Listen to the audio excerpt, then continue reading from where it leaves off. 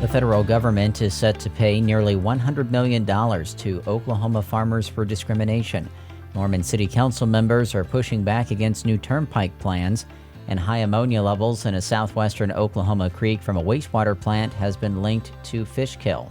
We'll have details coming up on the KGOU AM News Brief for Monday, August 5th. I'm Nick Daniels.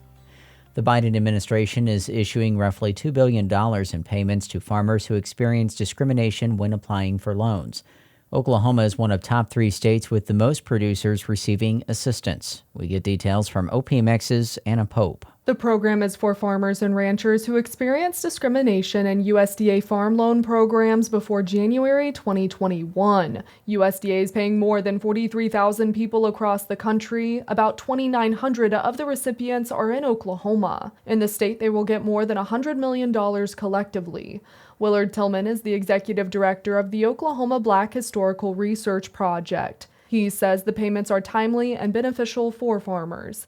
You know, whatever it is that they give them is not going to ever really be enough to cover all the discrimination and everything that has basically happened, but it's a step forward. It's been estimated in the 20th century alone, black farmers have lost millions of acres valued at $326 billion. This is in part because of discriminatory lending practices by the USDA. In Oklahoma City, I'm Anna Pope. State regulators say high ammonia levels from treated wastewater from the city of Lawton contributed to a recent fish kill. OPMX's Grayson Wheeler has more on the situation at East Cache Creek. The notice says 8 dead fish were found at Sultan Park in Walters, about 25 miles downstream of the Lawton wastewater treatment plant. The Comanche Nation monitors water quality on East Cache Creek, and its officials learned of the fish kill just days before their annual powwow at Sultan Park.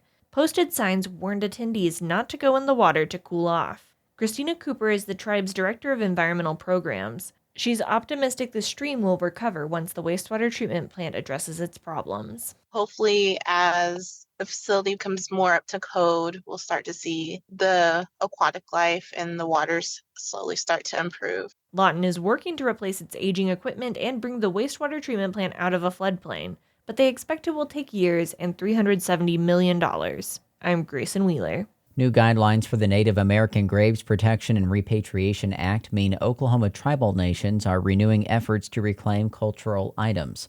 OPMX's Katie Hallam reports on the progress. In Oklahoma, tribes are busy consulting with museums across the nation, cataloging items that belong to them in order to one day move them back home. Governor Reggie Wasani of the Cheyenne and Arapaho tribes says his tribe is working on a facility to house the objects, but in the meantime, they're correcting history. A lot of museums have an object and they will maybe mislabel or maybe teach the wrong historical value or the historical event. And it's just good that the tribes can tell their own story. While most museums are holding the items until tribes are ready to bring them home, some more valuable pieces, such as funerary items and human remains, are mandated to be hidden from sight, out of respect, or brought back for burial. The museums have a 5-year deadline to inventory all of their native objects. I'm Katie Hallam. Some Norman City Council members are voicing resistance to working with the Oklahoma Turnpike Authority as it builds a turnpike through Norman. KGOU's Hannah France reports. The OTA is requesting the Norman City Council approve a resolution indicating their cooperation in the agency's development of the Access Oklahoma Turnpike,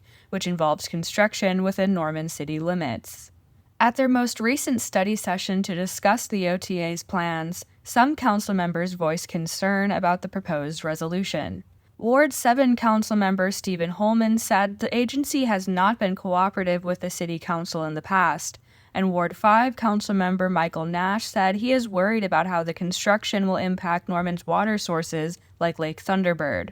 Nash has drafted a different resolution in which the City of Norman would formally oppose the OTA's construction of toll roads through the city's water sources. The City Council will meet again on Tuesday, August 13th. I'm Hannah France. Read more news at our website, kgou.org. We also invite you to follow the KGOU PM News Brief podcast. New from the Embedded podcast. Female athletes have always needed grit and talent.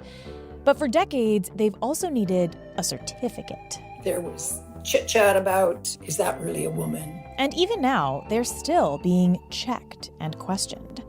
Their story is the newest series from CBC and NPR's Embedded. It's called Tested. Listen wherever you get your podcasts.